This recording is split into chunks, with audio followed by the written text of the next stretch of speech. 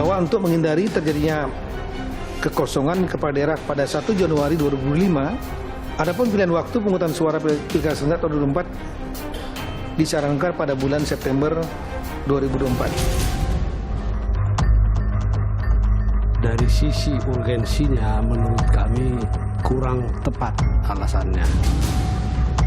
Toh hanya 2 bulan perbedaannya. Ya, supaya tidak ada tafsir-tafsir yang lain di masyarakat terkait dengan percepatan pilkada ini. Ini agak rawan juga buat bangsa karena hampir semua kabupaten kota ini PJ. Jadi jangan dilihat sepele ini barang. Kesimpulan saya salah seorang yang mendukung bagaimana percepatan itu bisa dilakukan.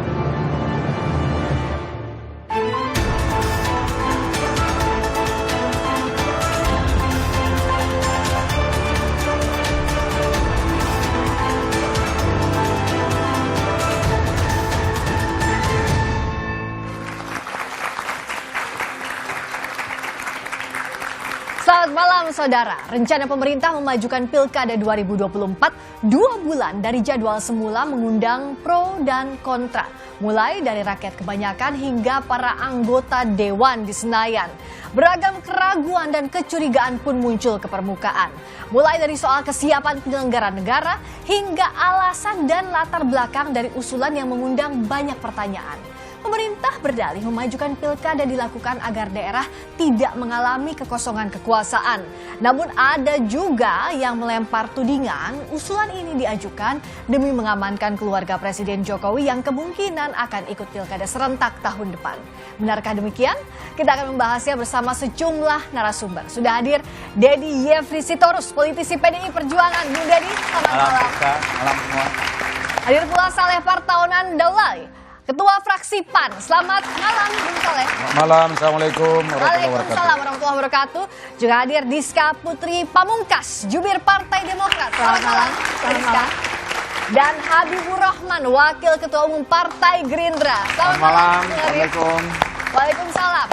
Hadir pula teman-teman mahasiswa dari Universitas Indonesia, Universitas Negeri Jakarta, Universitas Pancasila, Unika Atmajaya, dan UIN Syarif Hidayatullah Jakarta. Saudara, inilah Dua Arah bersama saya, Friska Clarissa.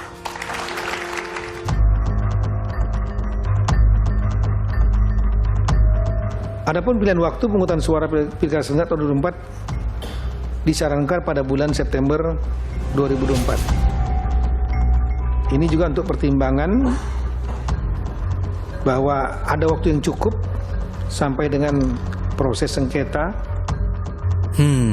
Pemerintah mengusulkan agar Pilkada 2024 dipercepat. Pilkada serentak yang rencana semula digelar 27 November 2024 diusulkan maju di bulan September 2024. Nah, sejumlah alasan pun dipaparkan oleh Menteri Dalam Negeri Tito Karnavian di hadapan anggota DPR. Di antaranya, untuk menghindari potensi keterbelahan masyarakat akibat panasnya tensi politik di daerah, yaitu dengan mempersingkat masa kampanye jadi 30 hari. Selain itu, juga untuk menghindari kekosongan kepala daerah dalam jumlah besar di bulan Januari 2025. Dengan memajukan pemungutan suara pada bulan September 2024, maka akan mempercepat sekali lagi pelaksanaan pelantikan pada daerah terpilih tahun 2024, yaitu setidaknya tanggal 1 Januari 2025 supaya tidak terjadi kekosongan yang masif. Sementara itu, untuk memajukan waktu penyelenggaraan pilkada, revisi Undang-Undang Pilkada jadi sebuah keharusan. Dan terbitnya peraturan pemerintah pengganti undang-undang alias Perpu jadi pilihan. Usul pemerintah mempercepat jadwal pilkada serentak ditanggapi beragam oleh partai politik. Sebelumnya, usul ini sudah lebih dulu ditolak Partai Gerindra, lantaran menyangkut strategi pemenangan yang sudah disusun. Apalagi Pilpres lebih dulu digelar yang bisa berdampak pada kesiapan menyambut pilkada. Di sisi lain, PDIP menyambut positif usulan pemerintah ini.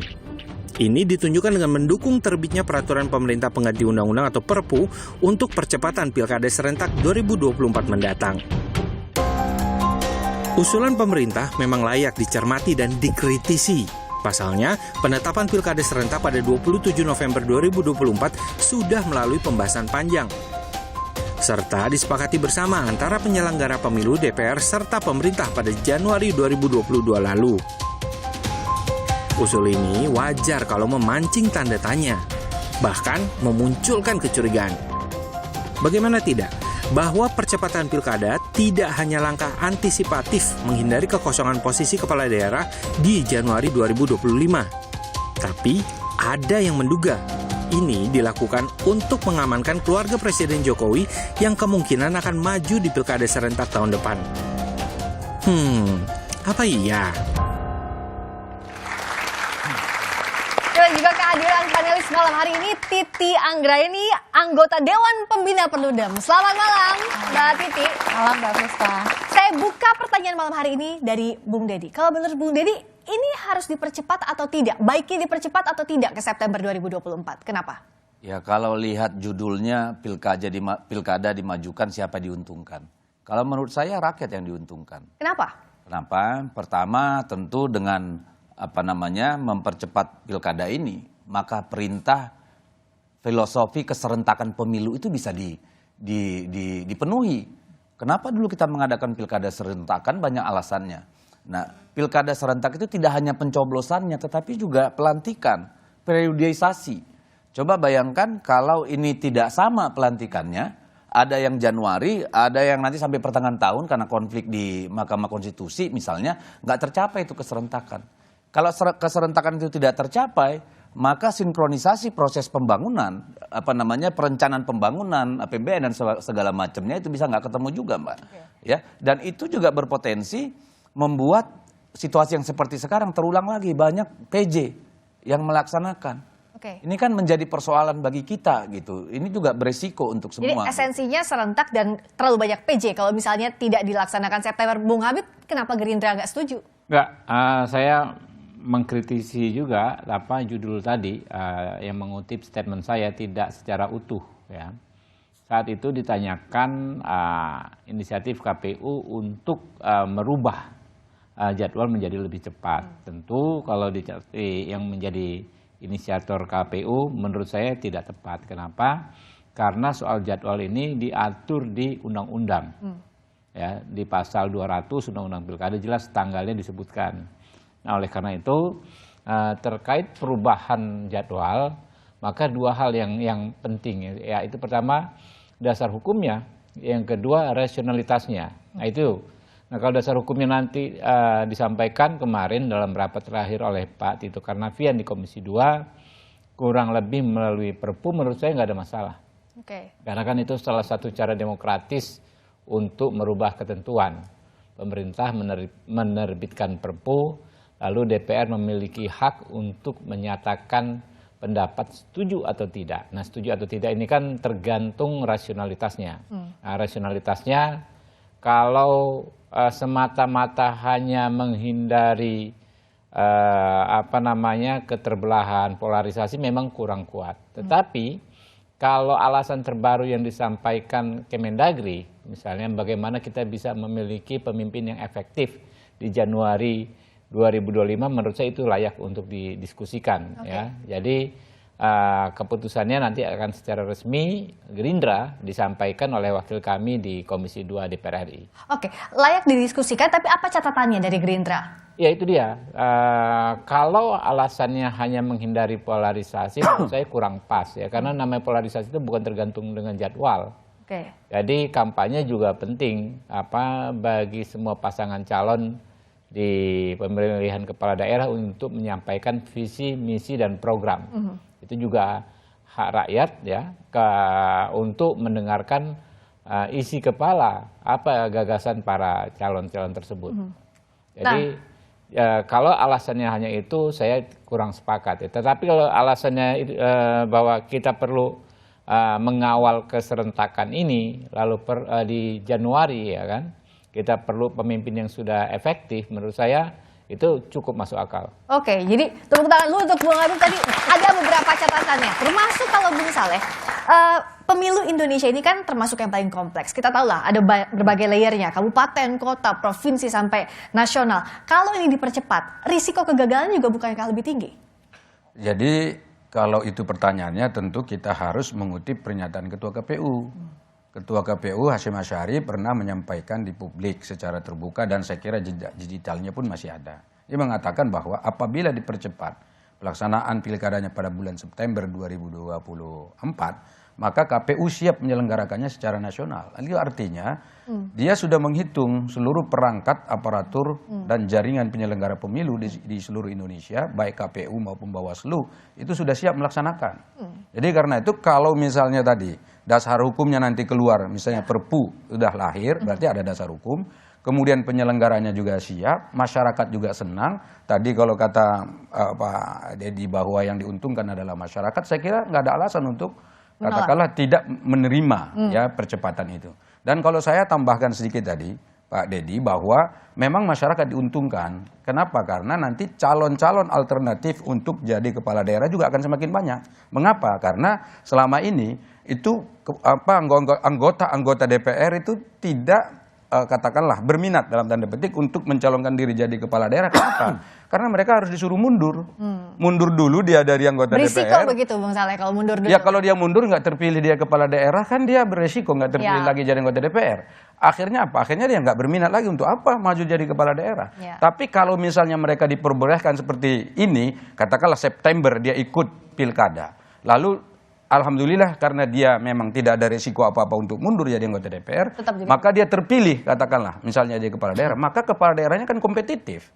Artinya dia bersaing dengan calon-calon lain yang di luar yang anggota DPR yang sudah terpilih. Nah artinya apa? Masyarakat diuntungkan akan terpilih kepala daerah yang diminati oleh masyarakat, yang sudah terbukti terpilih juga dapat dipilek misalnya seperti itu. Nah yang untung siapa? Masyarakat juga gitu. Jadi karena itu dalam konteks ini saya kira memang semua partai politik semestinya itu ikut. Karena akan semakin terbuka persaingan. Saya nggak tahu nanti jangan-jangan Bapak Habibur Rahman mau jadi kepala daerah atau DKI. jangan-jangan ada di sini semuanya mau jadi kepala daerah. Jadi gubernur DKI dulu kan. Gubernur Jakarta Timur nggak dipilih. Ya karena itu diangkat. Kalau wali kota kan diangkat. Kalau Jakarta ya. Tapi kalau gubernur kan mungkin. Atau Pak Dedi jangan-jangan dicalonkan dulu oleh partainya untuk maju kepala daerah dulu. Kalau misalnya katakanlah nggak ada risiko itu. Nah justru sekarang malah saya sebetulnya menggugat juga ya soal aturan. Kenapa sih anggota DPR nggak boleh cuti dulu? Ya kan untuk pilkada gitu. Nah sementara yang lain kan boleh tuh kalau kepala daerah kan dia cuti dulu untuk maju lagi misalnya. Nah kalau Demokrat lihatnya menguntungkan, betul nggak sih menguntungkan untuk rakyat opsi tadi? Kalau dari Partai Demokrat sendiri kami tentu concern utamanya adalah bagaimana kita menyelenggarakan pemilu yang free and fair election. Di mana free and fair election ini tentu di dalamnya adalah kesiapan penyelenggaraan pemilu itu sendiri. Meskipun kita tahu bahwa tadi seperti yang disampaikan di KPU sendiri menyatakan siap begitu. Kita tahu juga mendengar bahwa di Bawaslu sempat ada statement yang menyatakan bahwa akan ada sedikit misalnya distribusi logistik dan juga produksi logistik yang nanti seolah-olah akan terganggu begitu. Terutama itu adalah bagian yang sangat krusial dalam praktek pemilu dan pilkada begitu. Itu yang pertama. Terus lalu yang kedua juga kalau kita flashback ke belakang, kita sempat lihat tahun 2019 waktu itu ada petugas KPPS yang meninggal hampir ratusan karena kelelahan begitu. Itu kan juga salah satu bentuk yang harus menjadi concern kita. Itu sih kalau menurut kami itu yang Partai Demokrat yang menjadi concern. Tapi jadi selama kesiapan itu bisa dilakukan dan pemerintah bisa memastikan bahwa penyelenggaraan pemilu termasuk dalam praktek-praktek dalam teknisnya, karena tentu dalam pemilu ini selalu ada teknis-teknis di on the ground yang kita tahu bahwa ada berapa kabupaten kota yang akan menyelenggarakan ini. Asal siap bisa didiskusikan. Tentu saja kita. Kalau dari Mbak Titi lihatnya mana yang paling rasional untuk kita mendiskusikan tema ini, pilkada dimajukan atau tidak? Pertama, ini menandakan ketidakakuratan perencanaan baik dari pemerintah dan dalam hal ini kalau boleh dikoreksi juga partai politik di DPR. Karena ini undang-undang yang pasal 201 ayat 8 itu beserta penataan jadwal sudah disahkan sejak 2016. Dan perbincangan soal penataan jadwal ini sudah dilakukan bahkan ketika menjelang pemilu. DPR sendiri sudah membahas perubahan undang-undang pilkada itu dan undang-undang pemilu sampai ke balik. Lalu kemudian diputuskan 9 Maret 2021 dicabut dari prolegnas. Dan di dalam rancangan undang-undang itu salah satunya penataan jadwal pilkada. Jadi ini menandakan bahwa isu percepatan itu bukan isu yang dirancang lama tetapi muncul tiba-tiba. Itu yang pertama. Yang kedua, soal pilihan Februari pemilu 2024. Kenapa Februari? Pertimbangannya menghitung beban penyelenggara, akselerasi kompetisi dan dinamika partai, dan juga bagaimana menjaga animo masyarakat pemilih. Karena pertimbangannya adalah di bulan November itu ada pilkada, maka Februari itu menjadi hari pemungutan suara. Nah, ketika misalnya ditarik September, ini kan berarti pertimbangan soal beban, dinamika kompetisi parpol, di mana parpol biasanya belum sepenuhnya pulih pasca pemilu, itu akan terdampak begitu. Termasuk juga bagaimana respon pemilih. Pilihan Februari itu sudah menyesuaikan dengan beban di November. Nah, sekarang kalau dia ditarik ke September, pertanyaannya soal satu, kesiapan KPU. Kalau September, kita sudah di bulan September, ini sudah setahun lagi. Apakah KPU sudah punya rancang bangun jadwal? Ternyata kan sampai hari ini itu belum. Yang kedua, di beberapa kesempatan KPU itu pernah bergeser tahapan. Contoh, memperpanjang perbaikan berkas verifikasi administrasi pencalonan. Lalu KPU juga, Bawaslu, mohon maaf, sempat terlambat mengumumkan hasil fit proper test Bawaslu Kabupaten Kota. Jadi kalau kita refleksi lagi, yang harus dipastikan dari gagasan ini, bagaimana kita betul-betul bisa meyakini satu rancang bangun tahapan dan beban kerja itu mampu dikelola oleh KPU, sementara waktu sudah tinggal setahun, belum ada rancangan jadwal. Yang kedua, bagaimana memastikan presiden-presiden terlambat atau kemudian bergesernya tahapan itu tidak berulang. Terakhir, persiapan pilkada itu bukan hanya beberapa bulan. Contohnya pencalonan independen. Itu pengumpulan berkas dukungan sudah dimulai dari 8 bulan sebelumnya. Dan 8 bulan itu waktu yang tidak cukup kalau misalnya maju mundur. Beririsan dengan proses penghitungan suara, rekapitulasi suara, dan juga sengketa hasil yang terpusat di Mahkamah Konstitusi. Nah, ini terus terang kalau misalnya tidak ada skenario yang terukur, KPU memaparkan detil secara terperinci ini rancang bangunnya tahapan, kita patut untuk khawatir. Kalau saya sendiri melihat perkembangan dan dinamika pemilu kita serta kalkulasi dibandingkan pemilu terdahulu. Kalau kata Mbak Titi, kita perlu khawatir kalau rancang bangunnya tidak siap. Yang juga mengemuka tidak hanya soal rancang bangunnya, tapi ada isu yang turut muncul. Apa iya karena keluarganya Pak Jokowi mau ikut maju di pilkada serentak, ini wacana untuk memajukan pemilu ini muncul, iya nggak sih Bang Deddy? Tapi jawabannya nanti usai jeda di Dua Arah. Kami segera kembali.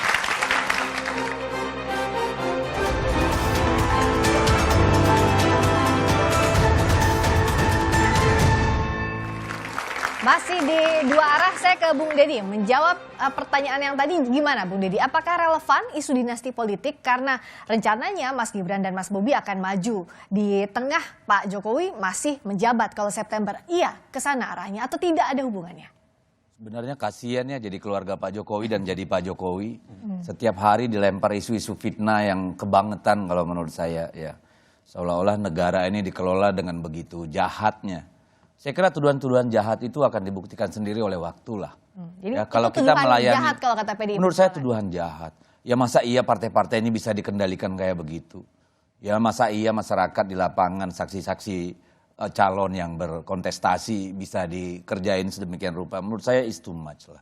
Berhentilah kita tuduh-tuduh bikin isu-isu yang nggak genah kayak. Nah kalau melawan tuduhan itu kan artinya harus dilawan dengan data atau jaminan. Nah kalau dari PDI Perjuangan gimana memastikan kalau pilkada akhirnya jadi dipercepat, tidak ada intervensi kekuasaan di sana? Saya kira sejak awal, jangankan pilkada, dalam pilpres pun kita selalu berteriak dan selalu mengatakan kita ingin pemilu yang jurdil, luber dan bebas dari intervensi kekuasaan. Ya, bahkan kita tidak juga mepet-mepet Pak Jokowi itu biar terkesan didukung, apalagi intervensi kekuasaan kan. Jadi saya kira kita marilah coba mulai dewasa sedikit gitu. Yang lebih penting, lebih substansial saya kira tadi pertanyaan dari Mbak Titi, apakah kita harus khawatir nih dengan kemampuan KPU menyelenggarakan pemilu sesuai waktunya, distribusi kotak Rancang suara dan bangunnya harus sebagainya. matang Ya, gitu. Oke. saya kira itu lebih substansial untuk kita bahas daripada curiga nggak karu-karuan. Artinya isu soal dinasti politik itu menurut Mbak Titi nggak relevan kah? Iya, dalam situasi hari ini, karena kan tadi bicara soal misalnya keserentakan pelantikan. Ya. Mau September ataupun November, kalau tujuannya keserentakan pelantikan pasti akan pada ujungnya juga sama kan. Karena semua tuh sudah berakhir pada 31 Desember 2024, semua posisi kepala daerah kosong. Jadi kalau keserentakan kayaknya agak kurang gimana gitu. Tetapi di situasi yang sama ketika dia maju dari November ke September, memang ada posisi politik presiden itu belum berganti. Kalau misalnya koherensi visi misi politik nasional, visi misi politik yang mana? Presiden yang lama atau presiden yang baru. Jadi situasi kita hari ini ketika kita di tengah situasi pemilu dan Pak Presiden juga akan segera berakhir masa jabatannya, dimajukannya pilkada dari November ke September memang tidak terhindarkan. Jadi ada situasi politik yang memang membuat diskursus dan spekulasi itu menjadi tidak terhindarkan. Tantangan kita justru adalah bagaimana menjawab argumentasi pergeseran ini.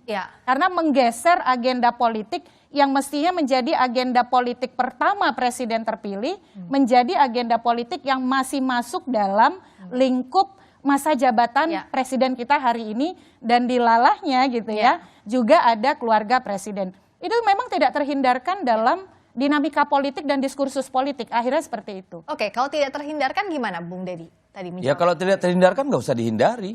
Silakan aja yang berpikiran negatif dengan aura negatifnya, ya kita positif aja. Lebih penting menurut saya mengawasi penyelenggaraannya daripada sibuk memperbincangkan hal-hal yang bersifat spekulasi. Kalau kita mau bicara spekulasi nggak ada habis-habisnya. Capek kita buang-buang umur. Lebih enak buang duit daripada buang umur. Kalau buang duit masih bisa balik kita cari. Nah, diskursus dan spekulasi tidak terhindarkan kalau tadi catatannya Mbak Titi. Gerindra lihatnya seperti apa agar ini bisa dijelaskan secara logis dan straight to the point ke soal pilkada saya serentak. pikir di bulan Maret mungkin ya sudah ada hasil pemilihan umum 2024 presiden. Kita lihat di praktek-praktek sebelumnya itu yang disebut adalah masa transisi. Ya. Jadi kalau dikhawatirkan ada intervensi kekuasaan dari Pak Jokowi untuk menguntungkan keluarganya, saya pikir itu semakin tidak beralasan. Ya. Apalagi dibandingkan dengan ketika pertama ya anak dan menantunya Pak Jokowi maju. Ya, saat itu kan masih Pak Jokowi masih kuat-kuatnya dan tidak ada satupun ya bukti bahwa adanya kekuasaan yang digunakan untuk menguntungkan anak-anak beliau. Jadi kan tentu tuduhan-tuduhan tersebut bukan sekedar tuduhan politik, tetapi juga tuduhan hukum. Makanya secara nalar ya, kalau tuduhan hukum itu yang harus membuktikan itu adalah orang yang menuduh. Tinggal nanti saja ketika terlaksana ya kan siapapun yang menuduh tinggal dibuktikan. Jadi kalau kita berasumsi nggak akan ada batasnya. Asumsi itu boleh di politik. Semana-mana asumsi boleh di politik. Tapi ketika menyentuh atau setidaknya beririsan dengan hukum, harus dengan bukti. Harus dipertanggungjawabkan secara hukum. Kalau Bung Saleh juga lihat demikian, harus hati-hati kalau melontarkan isu soal dinasti politik dikaitkan secara langsung dengan pilkada serentak yang dimajukan. Jadi begini, kalau saya tadi melihat bahwa apa yang disampaikan, misalnya katakan ada peluang dari anak presiden atau menantu presiden yang akan ikut pilkada. Pertama begini, kalau sudah keluar perpunya, ya kan konsekuensinya banyak macam-macam itu. Itu perpu itu menjadi undang-undang nanti itu kan berlaku dan mengikat seluruh warga negara Indonesia, termasuk anak menantu presiden. Jadi kalau misalnya anak menantu presiden mau ikut pilkada, ya mereka tetap berhak untuk ikut pilkada. Kenapa? Karena warga negara Indonesia. Ya kan, pertanyaannya, adakah nanti di sana intervensi kekuasaan? Kan itu. Nah, tadi yang udah dijawab, kalau misalnya ada intervensi kekuasaan berarti semua orang akan lihat. Padahal pada waktu itu ya, kalau September dilaksanakan, presiden hanya akan berkuasa kurang lebih 1 bulan lagi. Karena kan nanti sampai Oktober. Ya kan? Nah sekarang pertanyaannya, betulkah presiden mendesain ini semua bahwa adalah untuk anak menantunya? Yang paling Saya kira tidak masuk akal sekarang ini kan begini. Ada lagi isu sekarang katanya anak presiden akan jadi cawapres. Ya kan? Kita juga belum lihat. Ini belum ada keputusan di Mahkamah Konstitusi, malah sekarang sudah ribut soal itu. Nah kita lihat dulu, benar nggak seperti itu? Kalau misalnya anaknya jadi cawapres, lalu yang pilkada bagaimana? Siapa saja yang akan ikut pilkada di sana? Anak menantu yang mana lagi? Kan gitu. Luar biasa sekali dong berarti presiden merencanakan ini dan itu dan seterusnya. Saya malah melihat presiden sekarang sedang mempersiapkan dasar-dasar pembangunan ke depan 10 tahun ke depan untuk bagaimana Indonesia lebih bangkit lagi dalam menyongsong 2045. Nah dalam konteks itu berarti presiden concernnya itu adalah menyiapkan peralihan kekuasaan dengan baik dan benar pada tahun 2024. Dan itu tidak ada lagi misalnya saya meragukan kalau misalnya presiden main-main untuk urusan itu. Karena sekarang hasil capaian presiden kan lumayan bagus. Semua orang menyaksikan dan membuktikan bahwa Jokowi sudah membawa kita ke alam yang lebih baik sekarang ini. Nah karena itu saya tidak khawatir soal itu. Malah justru tadi pertanyaannya apakah KPU siap? Kenapa KPU belum membuat rancang bangun? Itu tadi pertanyaannya. Karena perpunya belum dikeluarkan. Tapi kalau untuk rancang bangun pemilu 2024 ini, Februari misalnya, sudah ada tahapannya. Dan sudah kita lalui itu beberapa tahapan. Sekarang malah DCS mau menuju ke DP. Sudah ongoing lah, kita sudah DCT misalnya gitu kan. Sudah berjalan. Artinya kalau sudah ada aturan mainnya, pasti akan disusun rancang bangunnya. Nah kita tunggu dulu perpunya. Jadi nggak nih perpunya dikeluarkan? Ya kan? Nah kalau misalnya perpunya jadi dikeluarkan, maka baru kita pertanyakan KPU-nya, mana rancang bangun Anda? Seperti apa? Mana kesiapan yang Anda sebutkan siap itu? Gitu. Indonesia ini sudah sangat dewasa dalam pelaksanaan pemilu. Kita ini pilkada sudah ratusan kali dilaksanakan. Bahkan ya saya kira ada ribuan juga lah ya pilkada yang dilaksanakan di Indonesia. Alhamdulillah kan bagus, terhormat, bermartabat. Tentu ada isu-isu yang beredar di masyarakat pada saat pelaksanaan pemilunya. Tetapi itu bisa kita atasi dengan baik gitu. Tidak ada kerusuhan, alhamdulillah. Tidak ada yang katakanlah saling menghujat, menghabisi, dan sudah semua orang sudah menyaksikan dan itu dipuji oleh dunia.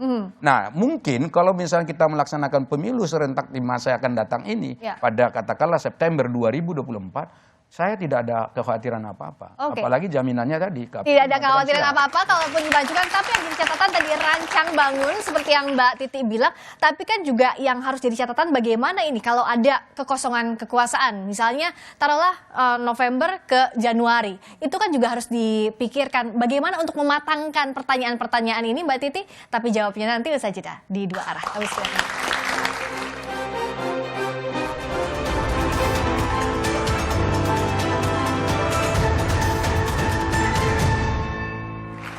Masih di Dua Arah, Mbak Titi, iya ada kekhawatiran rancang bangunnya siap atau enggak kalau pilkada dimajukan. Tapi di sisi lain juga kalau ada kekosongan kekuasaan juga kan jadi masalah. Ya, alasan untuk mencapai kepemimpinan definitif Januari 2025 itu alasan yang logis sebenarnya.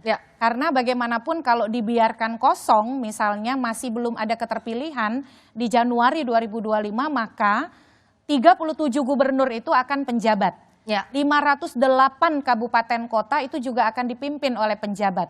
Meskipun kita sudah punya skema pengisian penjabat dengan JPT Madya untuk gubernur dan JPT Pratama untuk bupati wali kota, tapi itu kebutuhan yang sangat besar. Jadi itu memang alasan yang cukup bisa diterima. Nah tetapi kemudian gagasan untuk memajukan pilkada ke September itu pertama kali disampaikan justru muncul dari ketua KPU ketika mereka baru terpilih. Tetapi kan kemudian diingatkan begitu ya bahwa KPU tugasnya melaksanakan undang-undang. Nah ketika rapat di Komisi 2 penyampaian Menteri Dalam Negeri itu semua memberikan persyaratan oke, kita bisa lanjut, tapi prasyaratnya satu, KPU-nya siap atau tidak? Memperhatikan kesiapan KPU dan lain sebagainya. Dan KPU menyatakan ada ruang yang cukup untuk memajukan ke September. Itu beberapa waktu lalu tuh, udah beberapa minggu yang lalu. Nah yang kita butuhkan adalah karena itu menyangkut keyakinan yang terukur, mestinya hari ini itu sudah ada diskusi yang lebih meningkat. Ini loh rancangannya, ini loh yang dibutuhkan, ini loh tahapannya. Iya atau tidak pertanyaan begitu ya. Betul, jadi karena itulah yang akan mengubur keraguan bahwa ada kepentingan atau anasir politik di balik gagasan itu. Karena misalnya kalau soal pengisian jabatan secara definitif di Januari, itu alasan yang sangat kuat. Nggak, tapi anasir politiknya itu perlu ditanya supaya clear gitu loh. Ya, Tadi anasir politik apa misalnya misalnya, anasir politiknya supaya bisa di. Ya, kepentingan tadi ya, kepentingan seperti disampaikan ada kepentingan untuk pencalonan anggota keluarga. Nah, supaya itu tidak jadi diskusi yang mengemuka, maka diskusinya adalah soal kesiapan penyelenggaraan, pengisian kepemimpinan definitif yang akan terpenuhi kalau pilkadanya dimajukan. Jadi merebut ruang diskusinya tuh ke situ gitu. Oke. Nah, bagaimana merebut ruang diskusi ke arah sana itu, Bung Saleh? Jadi begini, kalau misalnya tadi disebut ada anasir politik segala macam. Jadi kalau misalnya ini kan sedang terjadi proses politik juga sebenarnya. Ketika kita bicara soal kemungkinan ada perpu yang akan dikeluarkan oleh presiden misalnya seperti itu kan sebetulnya anasir politik juga. Nah sekarang begini, ada beberapa hal yang kita tidak bisa bantah. Misalnya perpu itu kan adalah haknya presiden untuk mengeluarkan dalam situasi kegentingan yang memaksa, presiden bisa mengeluarkan perpu, misalnya seperti itu. Nah sekarang apakah kegentingan yang memaksa itu misalnya muncul atau ada? Gitu. Nah tadi udah dijelaskan oleh Mbak Titi juga bahwa ada 545 sebetulnya nanti kepala daerah yang mesti harus ada pada Januari 2025 itu. Nah sekarang kalau misalnya nggak ada kepala daerah yang definitif pada Januari 2025, apakah itu tidak kegentingan? Nah, bagi sebagian orang itu adalah bagian dari kegentingan. Mengapa? Karena kewenangan dari kepala daerah yang dipilih secara langsung melalui pesta demokrasi, dalam hal ini pilkada, itu beda dengan penjabat. Lebih terbatas ruang geraknya. Sangat terbatas. Jadi karena itu ada aturan-aturan yang memang membatasi penjabat itu. Sementara rakyat itu butuh pelayanan maksimal yang nggak dibatasi. Nah kalau misalnya nggak dibatasi ya tentu yang harus kita tetapkan siapa? Ya kepala daerah yang memang Jadi dipilih kalaupun mampu menyediakan PJ, iya, tapi ruang geraknya sangat terbatas, sangat jangan terbatas, efektif. dan itu akan berbeda hasilnya dengan yang dipilih secara demokratis melalui pilkada gitu. Kemudian tadi saya mengatakan kalau misalnya dilakukan percepatan pilkada itu menguntungkan semua pihak. Jadi bukan hanya katakanlah keluarga istana saja, tapi rakyat secara umum. Termasuk tadi partai-partai politik. Mohon maaf, ini partai-partai politik sebetulnya membutuhkan supaya kader-kader mereka yang pintar-pintar, yang bagus-bagus itu bisa berkompetisi dalam pilkada. Tapi kalau memang nanti setelah Oktober baru dilakukan, katakan November ya, baru ada pilkada. Ya sudah, yang duduk ini mohon maaf itu ada juga yang ya sudahlah kan sudah terpilih. Untuk apalagi mau mengadu nasib di dalam pilkada begitu. Nah yang rugi siapa? Masyarakat. Akhirnya nanti ya kepala daerah yang terpilih adalah ya kepala daerah yang mungkin bisa saja bukan pilihan terbaiknya partai-partai politik. Atau bukan pilihan terbaiknya masyarakat gitu. Nah ini juga jadi ruang diskusi yang saya kira harus betul-betul kita renungkan secara bersama tanpa ada katakanlah nuansa buruk dalam tanda petik ya di dalam konteks percepatan pilkada ini. Oke, kalau dari Gerindra lihat cukup ruangkah atau cukup waktukah parpol untuk menyiapkan kader-kader terbaiknya dalam waktu yang singkat?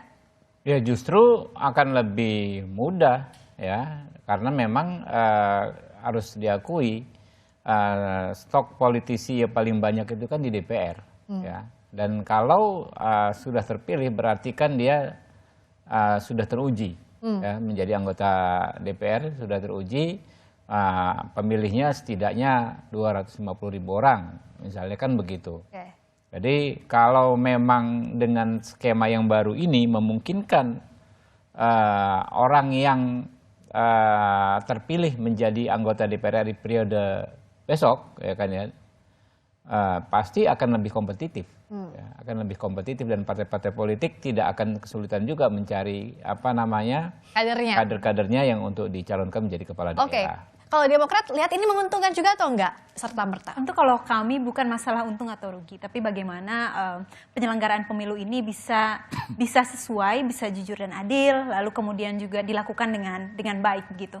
Sehingga apalagi saya, terutama saya mungkin politisi muda di sini, saya melihat bahwa saat ini pemilih kebanyakan adalah pemilih muda, di mana masih banyak teman-teman ini yang belum tersosialisasikan dengan baik dengan kandidat-kandidat politik yang ada, termasuk juga di pilkada. Sehingga itu yang harus kemudian menjadi teknis-teknis penyelenggaraan pemilu yang harus kita pikirkan bersama-sama. Jadi bagaimana nanti seandainya pun akhirnya harus kemudian 2 bulan itu dimundurkan gitu, dipercepat, maka harus juga dipastikan selain penyelenggaraan pemilunya, distribusi logistiknya yang baik, lalu juga kita tentu tidak bisa memungkiri mungkin di sana ada sengketa pemilu dari sebelumnya, dari Pilpres dan Pileg, tapi itu bagaimana kita bisa kita bisa meyakinkan, pemerintah juga bisa meyakinkan bahwa ini akan benar-benar bisa berjalan dengan baik, termasuk juga dengan sosialisasi dan juga edukasi politik yang harus diberikan kepada teman-teman pemilih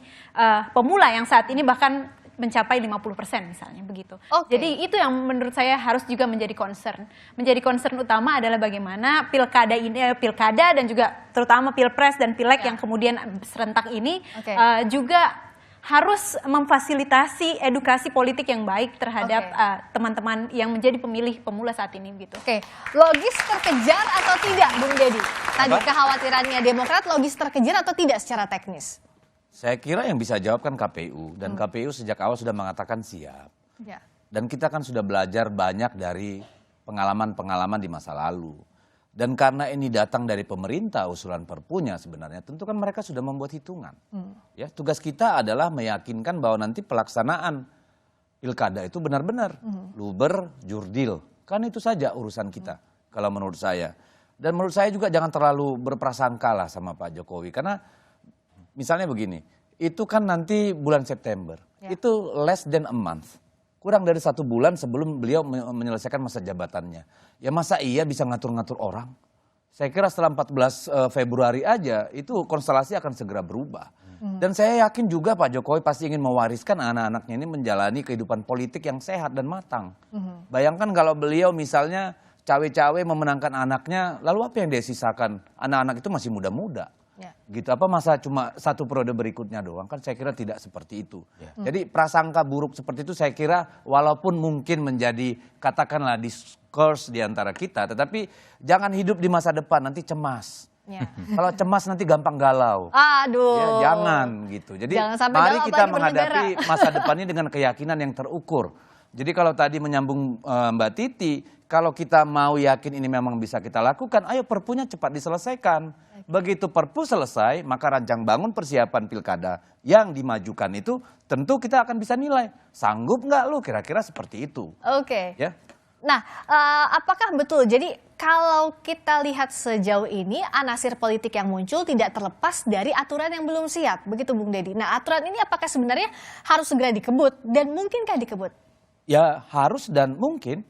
Dan itu harus dilakukan, tidak ada kemungkinan. Kalau untuk semua kebaikan-kebaikan yang sudah kita bicarakan tadi, dengan mempertimbangkan kekurangan-kekurangan yang mungkin kita akan temui, maka harus segera kalau menurut saya. Ini kan lagian juga yang kalaupun ada perubahan perpu itu kan pasalnya kan cuma berapa? Paling 1 kan perubahan jadwal. 2, 3, 4, 5 mungkin. 5 pasal kan. Ya kalau cuma 5 pasal kan tidak mungkin butuh waktu lama.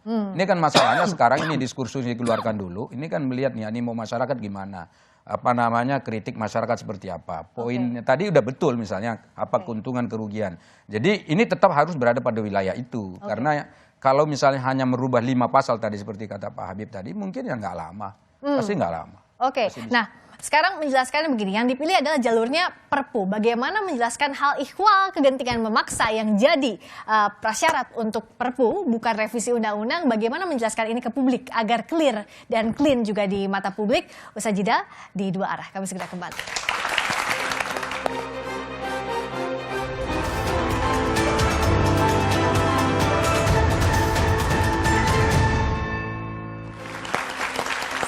Bung Deddy, bagaimana menjelaskan ke publik agar clean and clear bahwa jalan yang ditempuh adalah perpu, bukan revisi undang-undang untuk mengubah atau mempercepat jadwal pilkada serentak ini? Ya kan ada putusan Mahkamah Konstitusi ya, PMK nomor 138 tahun 2009 yang menjelaskan apa itu namanya kegentingan yang memaksa.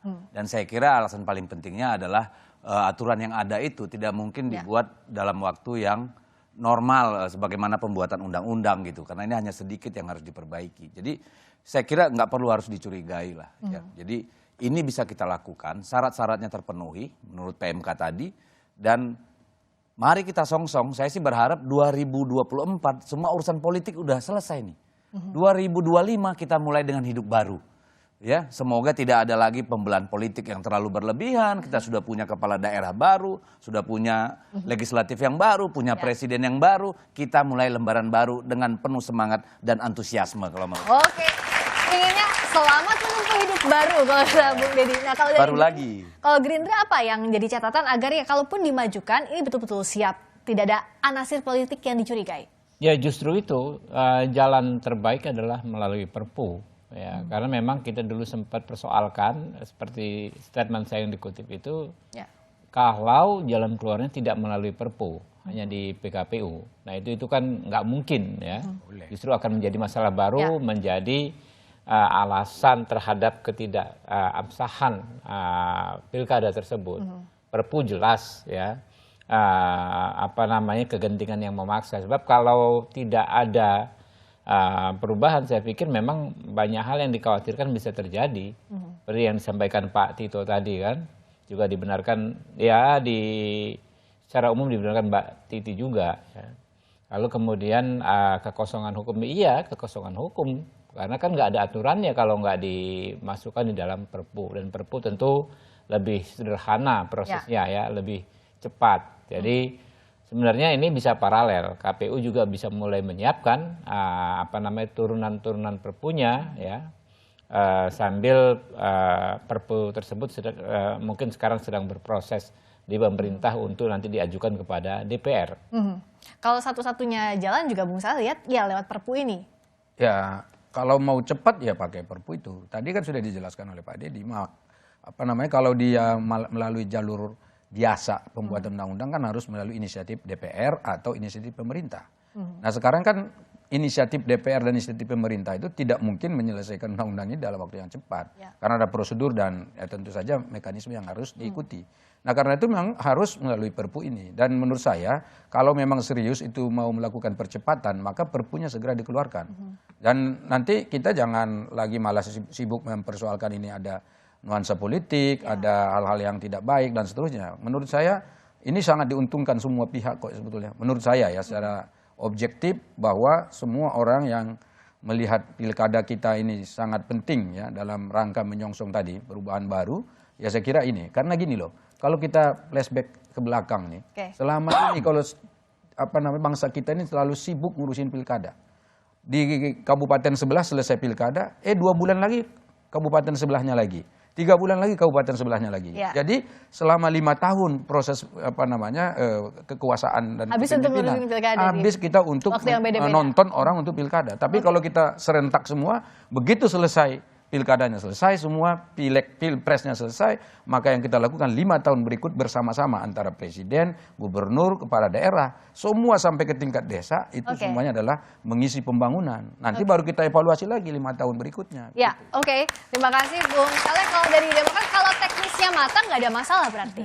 Jika memang itu adalah mekanisme terbaik yang bisa dilakukan, tentu kita saat ini narasinya jangan terus kemudian terperangkap pada narasi-narasi tuduhan, narasi-narasi pembelahan. Justru kita sekarang diskusikan bagaimana nanti KPU dan kesiapan pemilu akan benar-benar dilakukan dengan baik dan siap begitu. Sehingga tidak ada misalnya korban jiwa yang jatuh atau apa yang kemudian akan mencoreng kelangsungan pemilu yang baik itu. Jadi tentu kalau dari kami sendiri, kami saat ini diskusinya sudah bukan lagi masalah misalnya ada tuduhan-tuduhan itu, harusnya kita sudah terbebas dari itu semua. Tapi tentu diskusi yang lebih substansial dibandingkan itu. Diskusi di mana bagaimana teknis dan mekanisme yang akan berlangsung pada Pilkada 2024 ini dipastikan benar-benar bisa menyelenggarakan pemilu yang memfasilitasi semua kalangan yang masuk dalam pemilu. Bagaimana agar diskusinya maju? Itu bukan iya atau tidak, maju atau tidak, tapi sudah ke substansi. Ini memang dalam dinamika ketatanegaraan kita agak unik.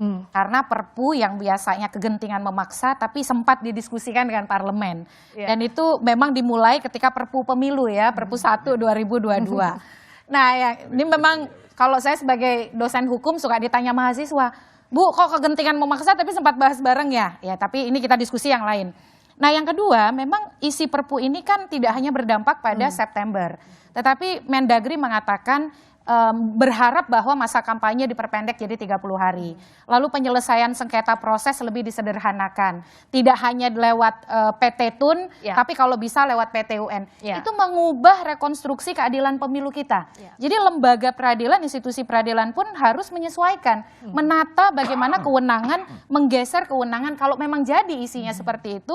dari PT Tun Mahkamah Agung ke PT UN. Ya. Nah, oleh karena itu hal-hal seperti ini tentu saja tidak bisa mepet karena menyangkut institusi yang harus menyiapkan sumber daya, lalu kerangka waktu kerja, dan juga tentu panduan-panduan kerja yang harus dibuat secara mendetil begitu. Jadi supaya diskusinya naik kelas, ya justru pihak-pihak yang berkepentingan, KPU, Menteri Dalam Negeri, harus ngomongin substansinya bersama publik. Jadi cepet-cepet nih ngomongin substansinya. Terima kasih, Mbak Titi. Kalau PT Tun justru sumber dayanya lebih banyak. Kalau PT Tun justru lebih banyak daripada PT Tun. Jadi hakimnya lebih banyak, paniteranya lebih banyak, pengadilannya lebih banyak. Dan setelah ini kita akan diskusi soal substansi, itu yang kita harapkan. Terima kasih sekali lagi. Dan kita harapkan memang betul-betul nggak ada korban jiwa. Tapi korban perasaan pasti banyak. Jangan sampai kalau habis pemilu. Jangan lagi korban perasaan. Bung Deddy, terima kasih. Bung Saleh, terima kasih. Bung Habibur Rahman, terima kasih. Mbak Diska dan juga Mbak Titi. Pilkada tidak hanya sekadar pergantian kekuasaan, namun juga sarana masyarakat mewujudkan kedaulatan, juga menitipkan harapan. Pilkada adalah mekanisme demokrasi, karenanya partisipasi dan transparansi harus menjadi kunci. Idealnya, saudara, pilkada disiapkan secara matang agar bisa terlaksana sesuai harapan dan tak terkesan dipaksakan dengan beragam alasan, apalagi ada kecurigaan karena pilkada adalah kepentingan semua anak bangsa, bukan hanya kepentingan keluarga atau anak pejabat negara. Saya, Friska Clarissa, tetap saksikan Kompas TV untuk mengupdate informasi terkini, terutama seputar pemilu, hanya di Kompas TV, independen, terpercaya. Sampai jumpa.